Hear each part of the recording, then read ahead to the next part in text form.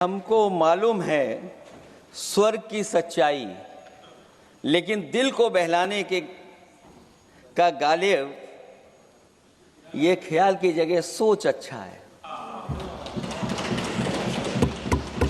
सभापति महोदय, यही फर्क है। सबका साथ, सबका विकास। सभापति महोदय, बोलने से पहले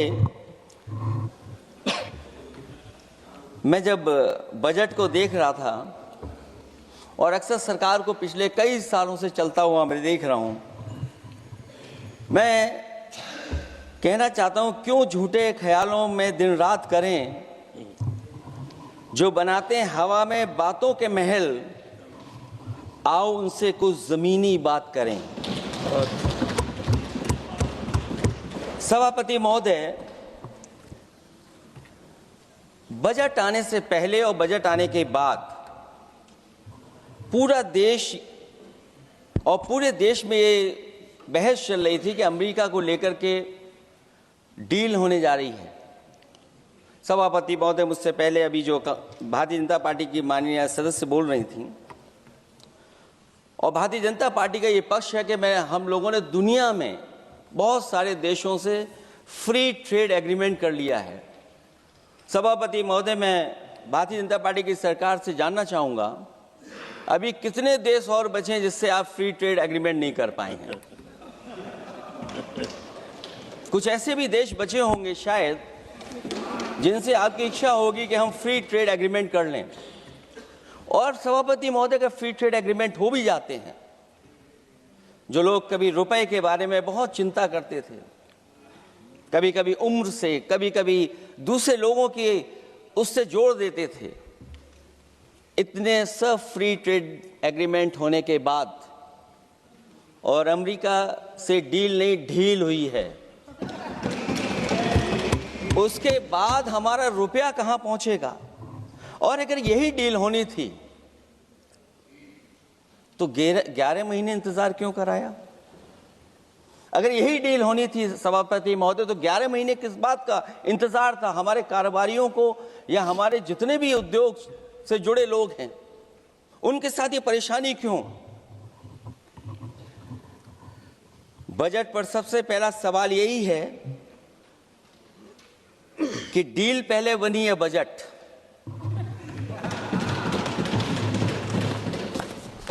और बजट का हलवा यहां ज्यादा बटा के वहां। सभापति महोदय, स्वदेशी, आत्मनिर्भर, ये शब्द तो बहुत अच्छे लगते हैं, लेकिन जब डील हो गई है तो क्या इस बजट को लाने से पहले आत्मनिर्भरता और स्वदेशी को अपने अपने शब्दकोश से हटा दिया है, या इसको उल्टे अर्थ में विलोम शब्दकोश में डाल दिया है? और ये डील नहीं है जो हम आप सब समझ पा रहे हैं, शायद 70% के लोग ये नहीं समझ पा रहे होंगे, लेकिन पूरा देश समझ रहा है कि हमने अपना बाजार एक बार और खोल दिया है। $500 बिलियन का व्यापार एक तरफा, हमारे आत्मनिर्भरता कहां जाएगी? स्वदेशी नारा हमारा कहां जाएगा? हमारे देश की जनता भाजपा से कह रही है कि जहां तक हमें मालूम है डील एक तरफा नहीं होती है। क्या ये बनी वहां पहुंची यहां जहां जैसे कोई एक पक्षी मान रहा हो? जनता भाजपा से यह भी जानना चाहती है कि 0 बड़ा के 18।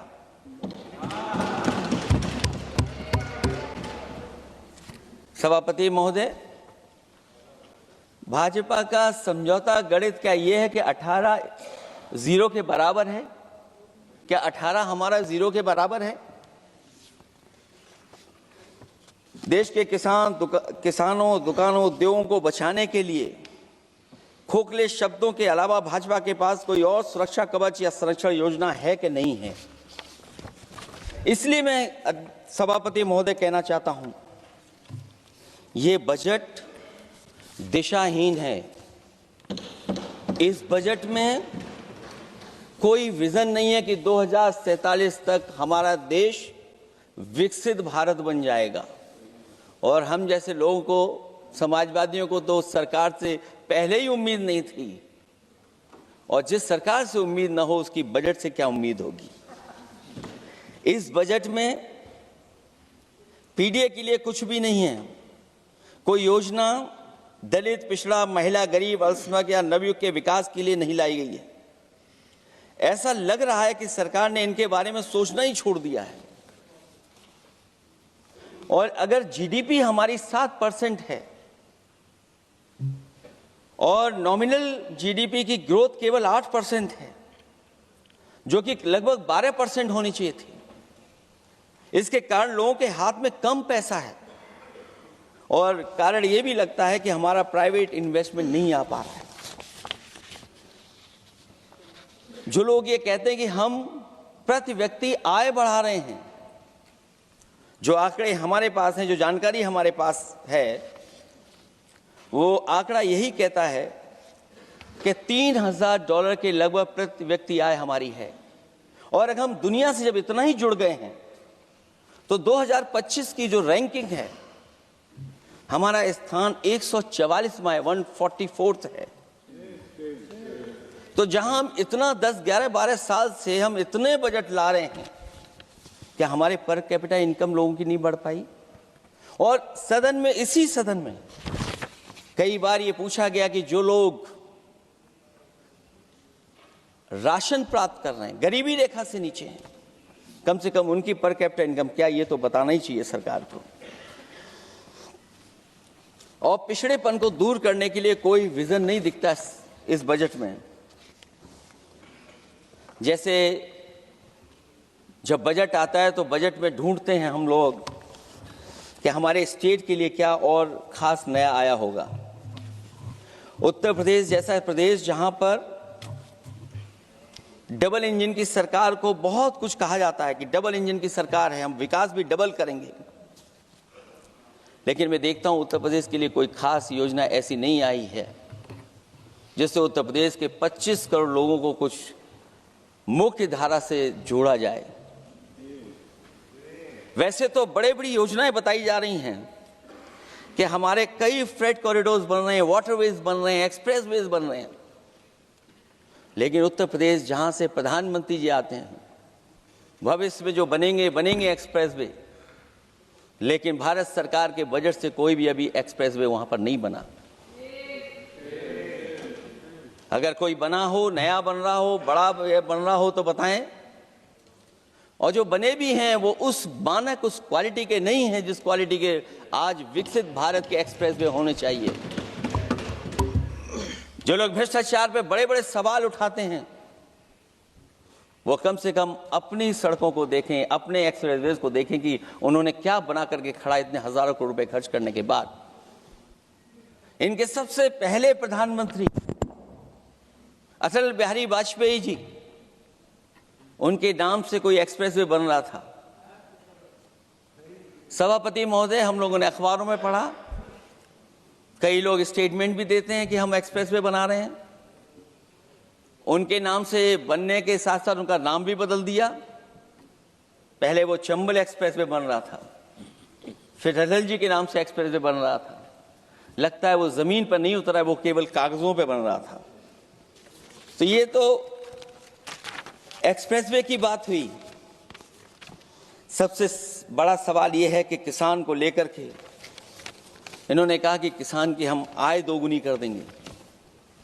आज हमारा किसान इस उदारीकरण में कहां खड़ा है? जिस किसान को लेकर के पूरे देश के सभी राजनीतिक दल चिंतित रहते हैं, इस डील के बाद हमारे किसानों का हाल क्या होगा? और जब सब कुछ विदेश से ही आएगा तो हमारा किसान भारत में क्या उगाएगा, जमीन पर क्या उगाएगा और क्या बेच पाएगा?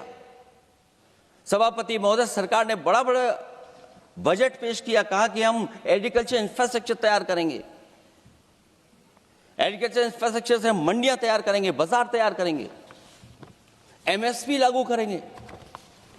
हमारे किसान जब काले कानून के खिलाफ लड़ रहे थे, बड़ी संख्या में जान चली गई। उसके बाद सरकार कहीं पीछे हटी और उन्होंने काले कानून वापस लिए। लेकिन आज भी किसानों को जो कानूनी गारंटी मिलनी चाहिए वो अभी तक एमएसपी की कानूनी गारंटी सरकार नहीं दे पाई है। और जो 23 क्रॉप और हॉर्टिकल्चर क्रॉप और दूध को लेकर के सरकार दावा करती है कि हम सब्जियां इतना, हॉर्टिकल्चर क्रॉप्स हमारी इतनी ग्रो कर गई हैं, हम दुनिया में इतना पैदा कर रहे हैं। दूध के जब आंकड़े बताते हैं कि दुनिया में हम दूध का उत्पादन इतना कर रहे हैं, और अगर आपका बजट ही विकसित भारत का बजट है, तो हमारे हॉर्टिकल्चर क्रॉप्स और जो हमारा किसान दूध का उत्पादन कर रहा है, दूध का उत्पादन हो रहा है, उसके लिए एमएसपी की गारंटी कब देंगे आप लोग? और गारंटी हम लोग इसलिए मांग रहे हैं क्योंकि उसको घर कैसे बनाएगा, घर कैसे चलाएगा, अगर उसको लाभ नहीं मिलेगा, बच्चों को कैसे पढ़ाएगा, अपनी बेटियों को हंसी खुशी विदा कैसे कर पाएगा? और इधर तो जहां फसल की कीमत नहीं मिल पा रही है, सभापति महोदय, सोने के भाव कहां पहुंच गए हैं? पहले गरीब सोचता था जब हम अपनी बेटी की विदा करेंगे तो कुछ सोने का एक सामान खरीद करके दे देंगे उसको। जैसे जैसे बीजेपी की सरकार चली और आगे बढ़ती गई, 12 साल ऐसे हैं आ गए कि अब तो चांदी तो दूर, अगर यही सरकार चलती रही तो लोहे पर पीतल चढ़ाकर भी गरीब अपनी बेटी की विदाई नहीं करा पाएगा। कैसे अपने भविष्य के लिए 2 पैसे जमा कर पाएगा? मतलब आज क्या खाएगा, कल के लिए क्या बचा पाएगा? ये किसानों के बड़े सवाल हैं। भाजपाई किसानों को लाभ नहीं पहुंचाना चाहते हैं, ये किसी और को लाभ पहुंचाना चाहते हैं। कुछ अदृश्य लोग हैं जिनको लाभ पहुंचाना चाहते हैं, क्योंकि इनका बजट, जो बजट बनाते हैं, वो आम जनता का ना उसमें जिक्र है ना फिक्र रहती है। और अगर फिक्र होती उनको तो किसान की खाद समय पर मिल जाती उन्हें, उनको बीज समय पर मिल जाता, सस्ती बिजली उपलब्ध हो जाती, सिंचाई मुफ्त हो जाती थी। और मुझे याद है सभापति महोदय, समाजवादी सरकार में हम लोगों ने किसानों की सिंचाई मुफ्त करने के भी फैसले लिए।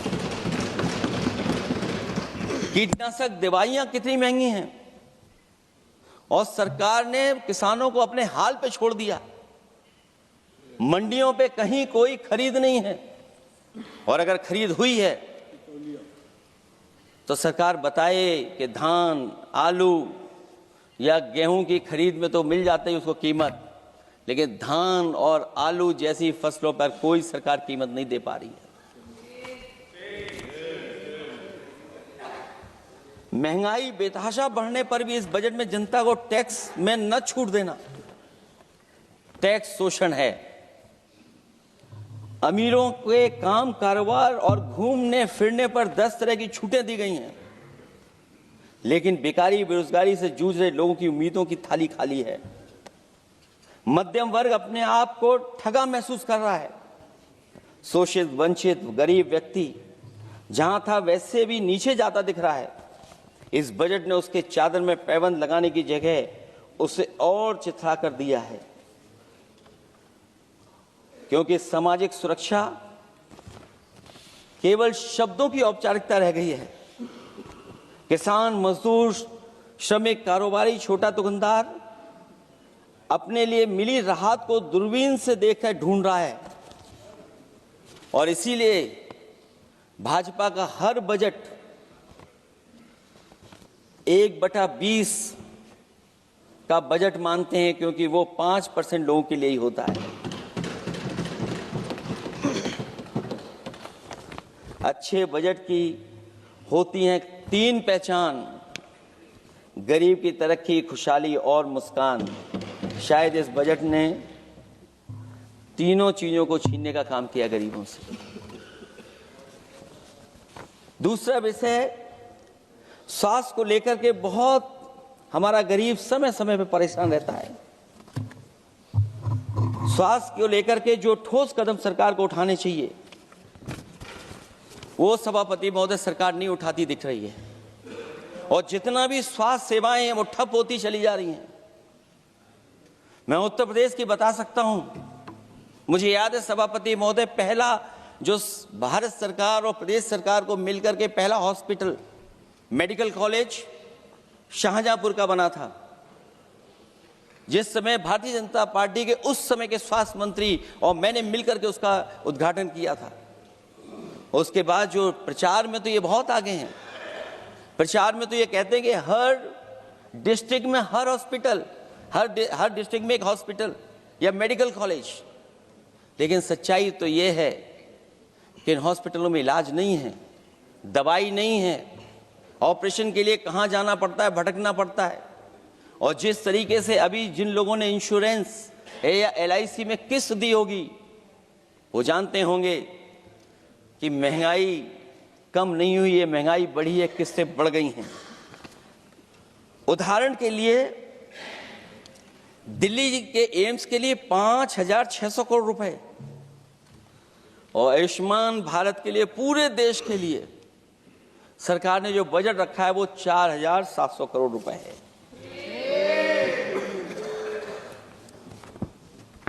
सुनते हैं पहले उबन में हर ऋतु में बहार गाती थी, कलियों का तो कहना ही क्या, मिट्टी में खुशबू आती थी।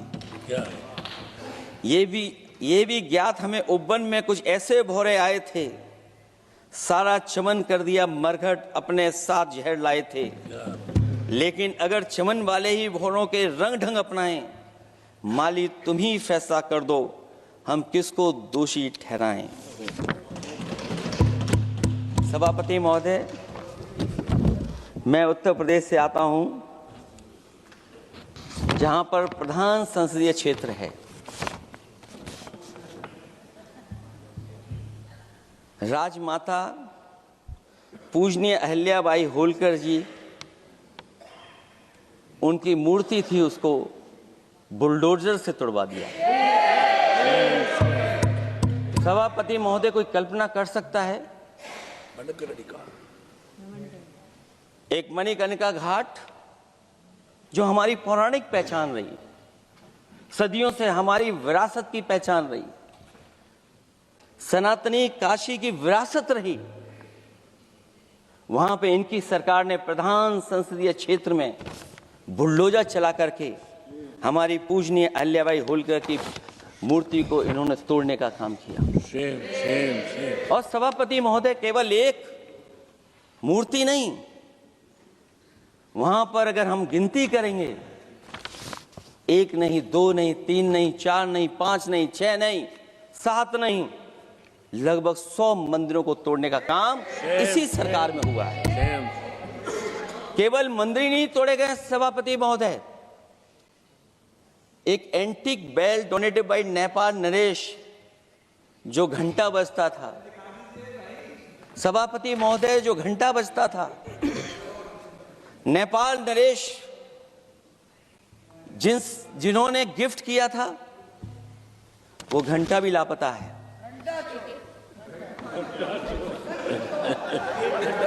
केवल घंटा ही लापता नहीं है,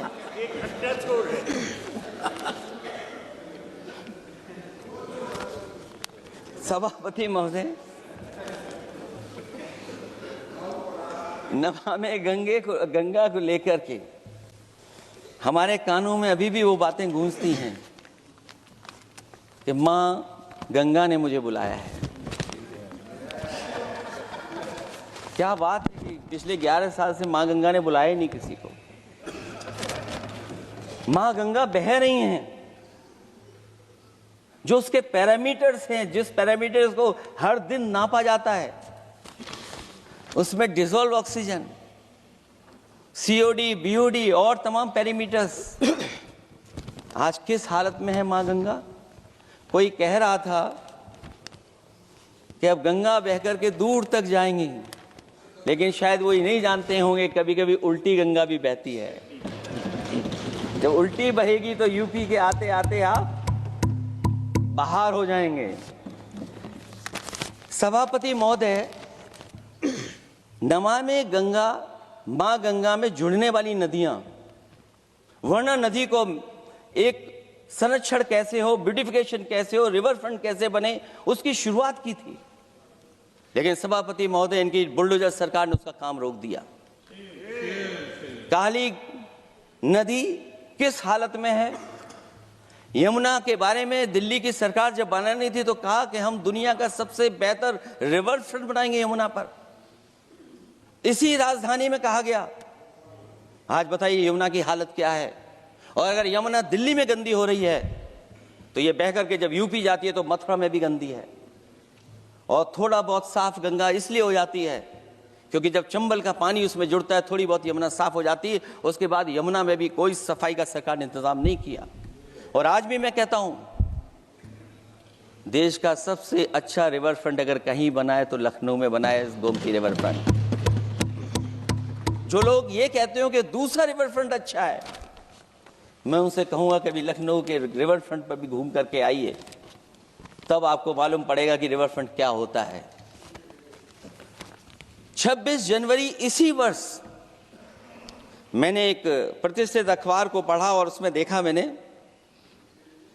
कि high uranium in India's ground water samples लिए गए हैं। एक्सपर्ट्स वार्न कर रहे हैं कि सेवरल हेल्थ रिस्क हैं उससे।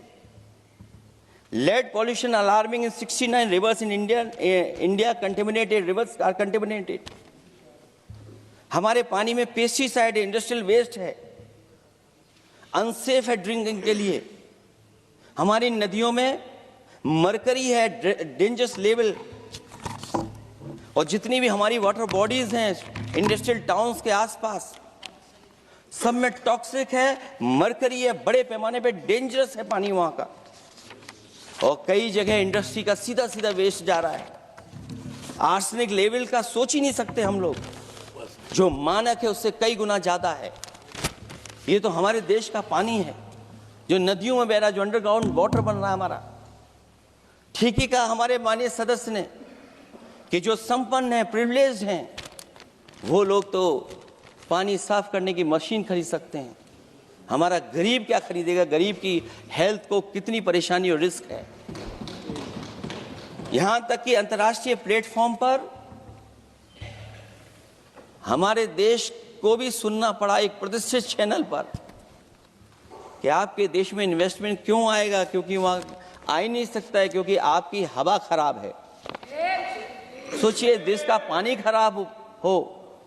और ये मैं नहीं कह रहा हूं, पानी खराब सरकार को मालूम है, नहीं मालूम है, लेकिन जो प्राइवेट कंपनियां हैं जिनको अपना पानी बेचना है तो वो बता रही कि आपके भारत के पानी में क्या क्या है। और ये बात गलत है तो सरकार ऐसी कंपनियों पर प्रतिबंध क्यों नहीं लगाते हैं कि इस तरह अपनी कंपनियों का सामान बेचने के लिए झूठा प्रचार कर रहे हैं। जो चर्चा होने लगती है हवा खराब है, हालांकि उत्तर प्रदेश आते आते सरकार की भी हवा खराब हो जाती है। सरकार सबको डराती है, लेकिन सरकार को कोई नमस्कार न करे उसको नहीं डरा सकते। हमने तो कहा कि तुम लखनऊ से गए हो, लखनऊ का जो अदब है, लखनऊ का जो हमारी पहचान है, कम से कम अगर नमस्कार नहीं कर सकते तो आदाब तो कर ही देते वहां जाकर। जो लोग पिछड़े पीडीए उनके पक्षधर बनते हैं, आरक्षण को लेकर के कहते हैं कि हम आरक्षण देंगे, उनकी सरकारों में क्या अपॉइंटमेंट हो रहे हैं। मुझे याद है इससे पहले जब बहस हुई थी सदन में, वहां से बात निकली थी कि किस तरीके से अपॉइंटमेंट हो रहे हैं यूनिवर्सिटीज और कॉलेजेस में। मैं उसी पे कुछ कहना चाहता हूं। ये अपनी अपनी किस्मत है, कुछ कलियां खिलती हैं ऊपर और दूसरी मुरझा जाती हैं झुके झुके जीवन भर भूं पर। माना बदकिस्मत है, लेकिन क्या वे महक नहीं सकती हैं? अगर मिले अवसर अंगारे सी क्या दहक नहीं सकती हैं? जिस तरीके से आरक्षण पर खिलवाड़ हो रही है उसकी कोई कल्पना नहीं कर सकता था। विकसित भारत तभी विकसित भारत माना जाएगा जब हमारे पिछड़े, दलित, आदिवासी, अल्पसंख्यक मुसलमान भाई को बराबर का हक मिलेगा। और जब तक हक नहीं मिल रहा उनको, तब तक शायद विकसित भारत का देखने का सपना आधा अधूरा है।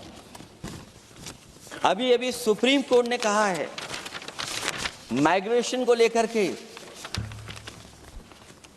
सुप्रीम कोर्ट ने 16 जनवरी को एक फैसला पलट दिया। हाई कोर्ट के फैसले को पलटते हुए फैसला सुनाया कि यदि आरक्षित वर्ग का कोई उम्मीदवार बिना किसी छूट का लाभ लिए अगर अनारक्षित वर्ग से ज्यादा नंबर प्राप्त करे तो उसे अनारक्षित वर्ग में सेलेक्ट किया जाएगा। क्या सुप्रीम कोर्ट भी कह रहा है? हमारे सरकार की भी नियत है कि सबको आरक्षण मिलना चाहिए जिनका हक हो।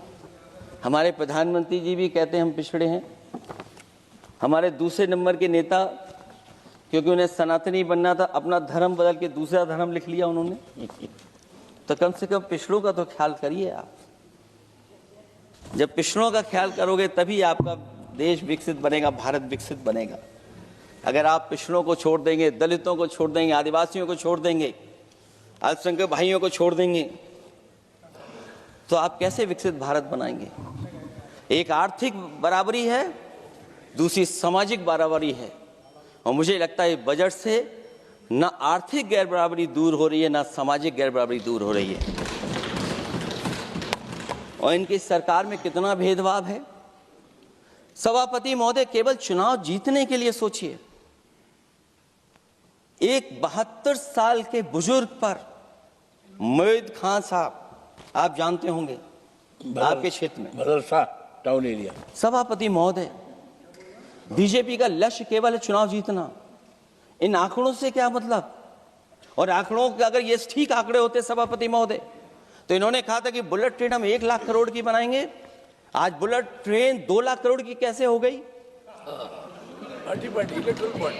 सभापति महोदय कहा कि हम 1 लाख करोड़ में बनाएंगे बुलेट ट्रेन। और बुलेट ट्रेन केवल संपन्न स्टेटों में क्यों?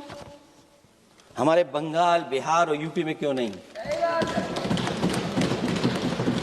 और अगर आप हाई स्पीड बुलेट ट्रेन लाना चाहते हैं तो 1 लाख करोड़ का बजट दिया था, 2 लाख करोड़ बजट हो गया। यूपी में जब बनेगा तो पता नहीं कब बनेगा, कौन जानता है कब बनेगा। चुनाव जीतने के लिए इनकी सरकार के लोगों ने झूठा फंसाया। ये सब जुमला है, जुमला। झूठा फंसाया, और इसलिए फंसाया कि वो मुस्लिम है, इसलिए फंसाया। 72 वर्ष के बुजुर्ग को 19 महीने जेल में रखा गया। समाजवादी पार्टी को बदनाम किया गया। और केवल इसलिए कि चुनाव जीत जाए आप, अयोध्या का चुनाव जीत जाए, क्योंकि अयोध्या का चुनाव हारे थे आप लोग। मैं अयोध्या की महान जनता का धन्यवाद देता हूं कि उन्होंने कम्युनल पॉलिटिक्स का समापन किया है। वो विकास के रास्ते पे जाना चाहते हो। मैंने पहले भी कहा, फिर कहता हूं, आपका विकास अयोध्या का तो मैं जानता हूं कैसा है, क्योंकि लोगों ने काशी को क्यूटिव बनते नहीं देख पाए। अगर हम सब सदस्य हैं और हमारे प्रधान सांसद के संसदीय क्षेत्र को अगर हम क्यूटिव न बना पाए, आप विरासत मिटा रहे हैं। वहां पर कई सौ पुरानी दाल मंडी, जिसमें केवल वोट नहीं मिलता, इसलिए दाल मंडी को आप डिमोलिश कर देंगे आप। बनारस। और इसको अयोध्या को जीतने के लिए 72 वर्ष के एक व्यक्ति को झूठा केस लगाया, झूठा फंसाया, जेल भेज दिया। और न केवल उसको जेल भेजा, बल्कि उसकी दुकानें और उसकी बेकरी पर भी बुलडोजर चला दिया आपने। क्या डेमोक्रेसी में हमारे बुलडोजर का कोई स्थान है क्या?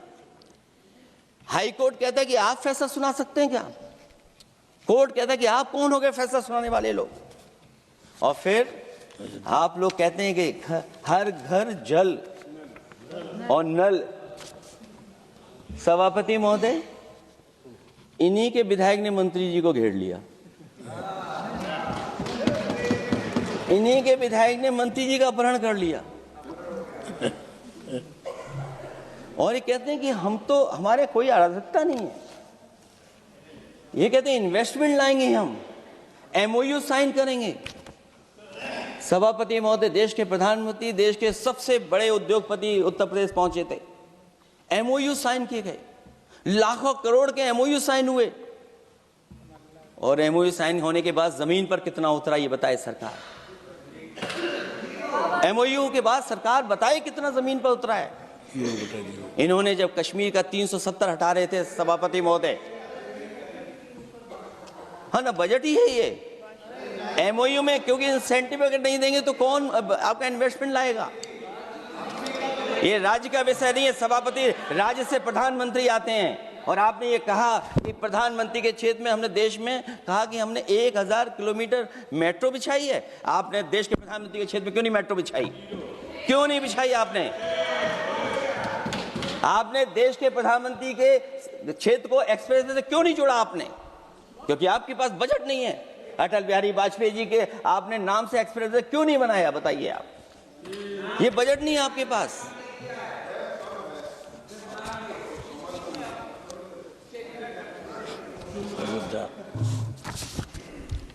अयोध्या एयरपोर्ट घोटाला, एयरपोर्ट बनते ही पानी टपकने लगा। एयरपोर्ट तो दिल्ली का है, बजट तो दिल्ली ने दिया होगा। अयोध्या रेलवे स्टेशन, हमारे कन्नौज का रेलवे स्टेशन बनते ही गिर गया, और गिरने के बाद अभी तक नहीं बन पाया। तो ये बजट का हिस्सा नहीं है क्या? आप वाटरवेज बात कर रहे हैं, गंगा साफ नहीं है, आप पानी का जहाज कहां ले जाएंगे? बिहार में जाकर के रुक जाएगा। पिछली बार भी एक पानी का जहाज चला था, बनारस से जाते ही बिहार में रुक गया, जाकर के पटना भी नहीं पहुंच पाया। Rampath, sewer line smart city का हिस्सा है। आपका स्मार्ट सिटी कैसा है? इंदौर में पानी पीने से कितने लोगों की जान चलेगी सभापति महोदय? और कोई शहर बता दीजिए जहां कूड़ों का ढेर ना हो। जब देश के प्रधानमंत्री जी ने झाड़ू उठाया हो और उसके बाद भी कहीं कूड़ा ना हटे सभापति महोदय। भजन संध्या स्थल घोटाला हुआ, अंतर्राष्ट्रीय मीडिया सेंटर बनाया, उसमें भी पानी गिर रहा है। लाइट सजावट की चाइनीज आई हैं। हमारे देश का कारोबार कैसे उलझा दिया आपने? चीन और अमेरिका और थोड़ा बहुत रशिया, विदेश नीति तो असफल हुई है, लेकिन हमारा बाजार को भी पूरा बेच दिया। और चीन के सवाल पर सभापति महोदय, चीन हमारी जमीन पर भी निगाहें रखे हुए है और हमारे बाजार पे भी। इसलिए जो सरकार फैसला ले बड़ी सावधानी से ले। मैं कितनी बातें बताऊं वहां पर। सेना जमीन ले लिया, जमीनें जाने कहां चली गई हैं। इसलिए सभापति महोदय, ये बजट दिशाहीन है।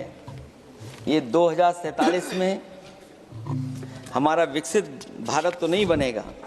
और जिस तरीके से बेरोजगारी बढ़ी है, बेरोजगारी को लेकर के जो चिंता रही, हमेशा रहती थी, और जो सरकार ने बड़े बड़े फैसले भी लिए थे, जानकारी दी थी कि हम बेरोजगारी ऐसे दूर कर लेंगे।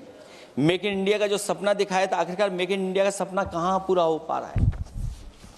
मेक इन इंडिया का जो शेर था वो जंग खा रहा है सभापति महोदय।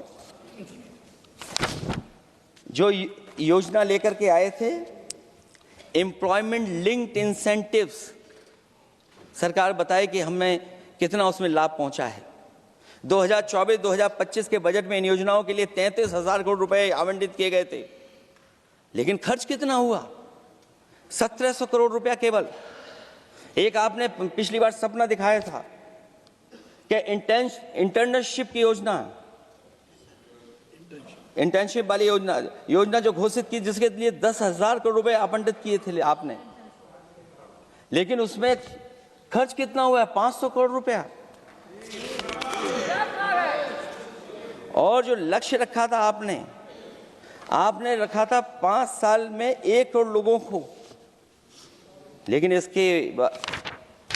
इसमें आए कितने? 1,65,000 लोगों ने फॉर्म भरा, ऑफर दिया उन्होंने, लेकिन फाइनली जिसमें ऑफर जिसका सिलेक्ट हुआ वो केवल 16,000 लोगों को काम पहुंचा है। सोचिए, हमारा देश इतना बड़ा, जहां करोड़ों को आप इस योजना से जोड़ना चाहते थे, केवल 16,000 लोग जाएंगे उसमें। ये आपको बेरोजगारी खत्म करने की योजना है आपकी?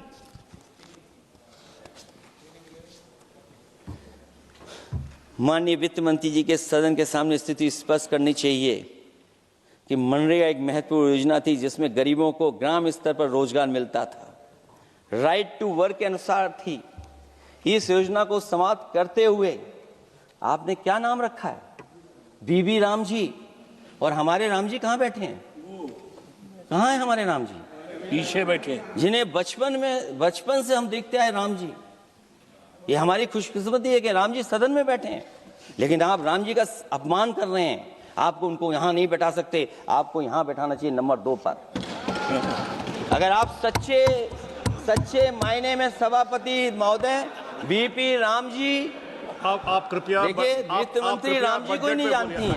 अखिलेश जी हे भगवान, हम क्या करें अब? अखिलेश जी आप कृपया बजट पे आ जाइए। आप कृपया बजट पे आ जाइए अखिलेश जी। सभापति महोदय बजट पे आइए, बजट पे आइए।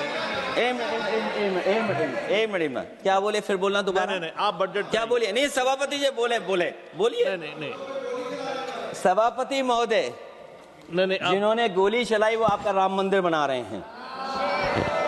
सभापति महोदय, जिन्होंने गोली चलवाई वो राम मंदिर बनवा रहे हैं। अगर कुछ पता ना हो तो जाकर के पूछ लेना, पता कर लेना। आधी अधूरी जानकारी के साथ मत आया करो यहाँ पर। अब आप बताइए सभापति महोदय, बीबी राम जी नाम बदल दिया आपने। यूपी जैसा बड़ा स्टेट, उसको क्या मिलेगा अब, जहां पर 1000 ग्राम सभाएं अर्बन हो गई हैं। जब 1000 ग्राम सभाएं अर्बन हो गई हैं और 40% व्यय प्रदेश सरकारों पर डाल दिया गया है, ये स्कीम कैसे चलेगी आपकी? मैंने पहले ही कहा था कि एमएसपी की लीगल गारंटी मिलनी चाहिए। और जिस तरीके से किसान आत्महत्या कर रहा है, एनसीआरबी के आंकड़े सरकार के पास होंगे कि किसान कितनी आत्महत्या कर रहा है। जिन्होंने ये कहा कि 2022 तक हम दोगुनी आय कर देंगे। आप बताइए, आलू की पैदावार की क्या आय दोगुनी हो गई? धान की पैदावार करने वाले की आय दोगुनी हो गई। आपको गाय से बहुत प्रेम है। हमारे क्षेत्र में खुद एक काऊ मिल्क प्लांट बना, यूपी का पहला काऊ मिल्क प्लांट। आपकी सरकार ने उसको बंद कर दिया। आप कहते गाय की सेवा करो, लेकिन पहला यूपी का काऊ मिल्क प्लांट वो आपसे बंद हो गया। अगर शायद हम ऊंट के मिल्क की चॉकलेट बना रहे होते उस प्लांट से तो वो प्लांट चलता रहता। आय दोगुनी कितनी हुई है बताएं सरकार? मत्स्य पालन और पशुधन विकास की तरफ सरकार का कोई ध्यान नहीं है। सरकार का कहना है कि वित्त अच्छी हुई है, लेकिन क्या कारण है कि एफडीआई में लगातार कमी आ रही है? विदेशी इन्वेस्टर्स क्यों बाहर ले जा रहे हैं? भारत में इन्वेस्ट करने के लिए क्यों नहीं इच्छुक हैं? और शेयर मार्केट क्यों इतनी जल्दी गिर जाता है? रुपए के मूल्य में डॉलर के विरुद्ध निरंतर गिरावट आ रही है। और इसके बाद सभापति महोदय, इस डील और ढील के बाद हमारा रुपया कहां होगा, ये सरकार जरूर बताए हमें। मैन्युफैक्चरिंग में कोई सुधार नहीं हो रहा है। अभी भी हम जीडीपी के 15% पर मैन्युफैक्चरिंग पर निर्भर हैं, जबकि मैन्युफैक्चरिंग के शेयर मेक इंडिया के अनुसार अभी तक 25% होना चाहिए था। इससे स्पष्ट लगता है कि मेक इन इंडिया, आत्मनिर्भर भारत और पीएलआई योजना सफल नहीं हो पाई हैं। और उसी का परिणाम है कि आज हमारे नौजवानों को रोजगार और नौकरी नहीं मिल पा रही है। सरकार उद्योगपतियों के साथ खड़ी है। सरकार द्वारा लेबर कोड्स लाए गए हैं, जिन लेबर रिफॉर्म्स के रूप में दर्शाया जा रहा है वो लेबर कोड एम्प्लॉयर के हित में है, लेबर के पक्ष में नहीं है और मजदूरों के नहीं है। अब अधिकांश उद्योगों द्वारा लेबर को कोई भी नौकरी से निकाला जा सकता है। इतना तानाशाही होगी कि जब चाहेंगे तब निकाल देंगे। उनके 8 घंटे से अधिक काम कराया जा सकता है। परमानेंट एम्प्लॉयमेंट की बजाय कॉन्ट्रैक्चुअल एम्प्लॉयमेंट की व्यवस्था की है सरकार ने। सोचिए, यही सरकार है कि सबका साथ सबका विकास। एयर पॉल्यूशन को लेकर के मैं पहले ही कह चुका हूं। और शहरी विकास तो इनका मैंने क्यूटो को मैं देखा है, इसलिए उस क्यूटो के बारे में मैं ज़्यादा नहीं कहना चाहता हूं। अंत में मैं इतना ही कहूंगा कि स्वास्थ्य और शिक्षा के केवल 10% और 14.2% बजट बढ़ाया गया है, जबकि पिछले वर्ष का पूरा बजट इन दोनों मदों में खर्च ही नहीं किया गया है। आखिरकार सरकार बताएगी खर्च क्यों नहीं हुआ, आखिर क्या कारण है, किसकी वजह से खर्च नहीं हुआ है? जल जीवन मिशन में 50,000 करोड़ रुपए खर्च नहीं हो पाए हैं और प्रधानमंत्री आवास योजना में 40,000 करोड़ रुपए। और हमारे देश के प्रधानमंत्री ने गांव गोद लिया था, वो लगता है उस गांव को अनाथ छोड़ दिया है प्रधानमंत्री जी ने। वो गांव ही अनाथ छोड़ दिया है। आरबीआई के डेटा के अनुसार इनकम में जो नीचे 80% हैं, उनकी इनकम का शेयर 36% से घट करके 32% हो गया है और हर वर्ष में रियल वेजेस 2% कम हो रही हैं। आखिरकार इसका कारण क्या है? मुझे उम्मीद है सरकार बताएगी कि इसका कारण क्या है कि जिसकी वजह से लगातार गिरावट होती जा रही है। मैं रैंकिंग में नहीं जाना चाहता हूं कि हमारी रैंकिंग कहां है, गैर बराबरी की रैंकिंग में हम कहां पहुंच गए हैं, हम कितना नीचे पहुंच गए हैं। जो तरह तरह की रैंकिंग समय समय पर आती हैं, उन रैंकिंग के बारे में सरकार को ज़रूर पता होगा कि हम एजुकेशन इंडेक्स में कहां हैं दुनिया में, हम हेल्थ इंडेक्स में कहां हैं दुनिया में, और जो एयर क्वालिटी के इंडेक्स है उसमें हम दुनिया में कहां हैं। इसलिए सभापति महोदय, मैं अंत में इतना ही कहना चाहता हूं कि ये बजट दिशाहीन है। 2047 तक विकसित भारत तो नहीं बनेगा, लेकिन हमारे गरीबों के साथ बहुत अन्याय होगा। जिस तरह एआई पे बात की गई है, एआई अगर अच्छाई और भलाई के लिए हो तो अच्छी बात है, लेकिन पता नहीं भारतीय जनता पार्टी पे कितना रिसोर्सेज हैं कि एआई और जितना भी हमारा वो है जो बजट है, वो सबसे ज़्यादा खर्च वो करते हैं दूसरों को बदनाम करने के लिए।